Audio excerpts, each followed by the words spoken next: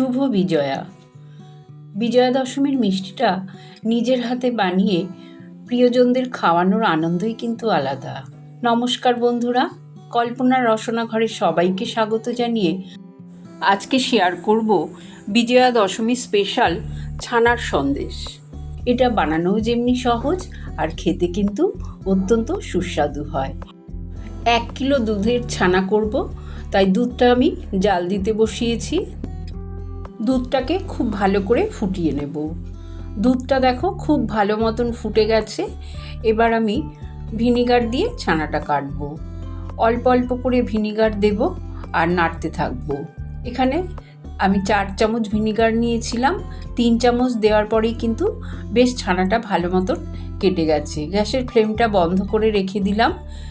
4-5 minute পর তোমাদের দেখাচ্ছি, দেখো কত সুন্দর ছানাটা কেটেছে। এই ছানাটাকে আমি একটা ছাঁকনির মধ্যে ছেঁকে নেব। জলটাকে ভালো করে ঝরিয়ে নেব। তারপরে আমি নর্মাল জল দিয়ে ছানাটা খুব ভালো করে ধুয়ে নেব।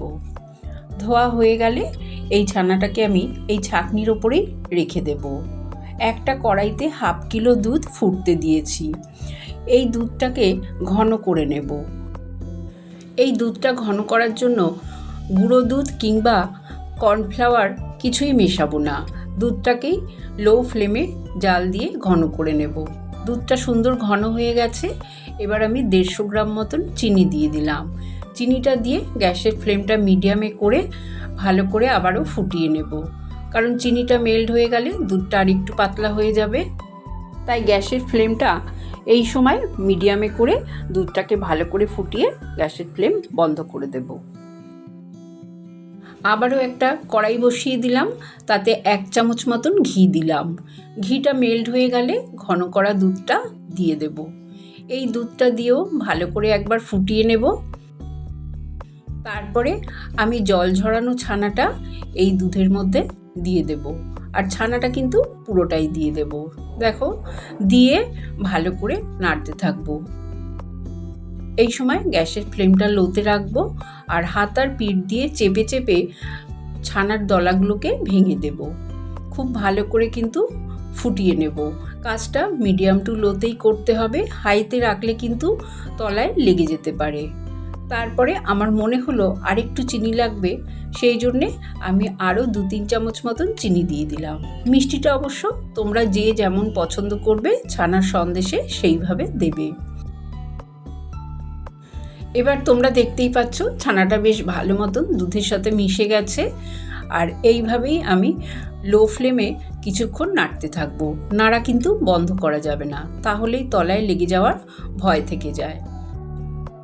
এত কম উপকরণে খুব সহজেই এত সুন্দর একটা সন্দেশ বাড়িতেই বানানো যায়, তোমরা না খেলে বুঝতেই পারবে না। দেখো, আমার ছানাটা নাড়তে নাড়তে কিন্তু বেশ ঘন হয়ে গেছে। এই পর্যায়ে আমি গ্যাসের ফ্লেমটা বন্ধ করে দেব। তোমরা দেখতেই পাচ্ছ যে ছানাটা কিন্তু একদম কড়াই থেকে ছেড়ে ছেড়ে আসছে। এই অবস্থায় বন্ধ করে দেব, কারণ এটা ঠান্ডা হলে আর একটু জমে যাবে। তোমাদের হাতায় একটু তুলেও দেখিয়ে দিচ্ছি যে ছানার সন্দেশের পাকটা কেমন হয়েছে। গ্যাসের ফ্লেম বন্ধ করে আমি 4টে এলাচ আগে থেকেই গুঁড়ো করে রেখেছিলাম, ছোট এলাচ, সেটা দিয়ে দিলাম। এটা ফ্লেভারের জন্য, এটা দিলে কিন্তু গন্ধটা ভীষণ ভালো হবে। একটা কন্টেনারের মধ্যে নিচে বাটার পেপার দিয়ে দিলাম, তার উপরে আমি এই ছানার মিশ্রণটা দিয়ে দিলাম। পুরো এই ছানার মিশ্রণটাই কিন্তু আমি এর মধ্যে ঢেলে দিলাম, আর ওপর থেকে একটু চেপে চেপে সেট করে দেব। একটা স্প্যাচুলা দিয়ে খুব ভালো করে আমি ওপরটা একটু চেপে চেপে দেব, তাহলে কিন্তু খুব ভালোভাবে এটা সেট হয়ে যাবে। তারপরে একদম ঠান্ডা করে নেব। ঠান্ডা হয়ে গেলে আমি ফ্রিজে 3-4 ঘন্টা রেখে দেব। নর্মাল ফ্রিজে রাখলেই হয়ে যাবে। তোমাদের 3-4 ঘন্টা ফ্রিজে রেখে তারপরে আমি বের করে দেখিয়ে দিচ্ছি। দেখো কত সুন্দরভাবে ছানার মিশ্রণটা জমে গেছে। এবার আমি এটাকে উল্টো করে নেব, আর তারপরে ছানার সন্দেশগুলোকে আমি কেটে নেব। দেখো, আমি একদম এটাকে উল্টে দিলাম, তারপরে বাটার পেপারটা তুলে নিলাম। এবার একটা ছুরি দিয়ে আমি সন্দেশের আকারে কেটে নেব।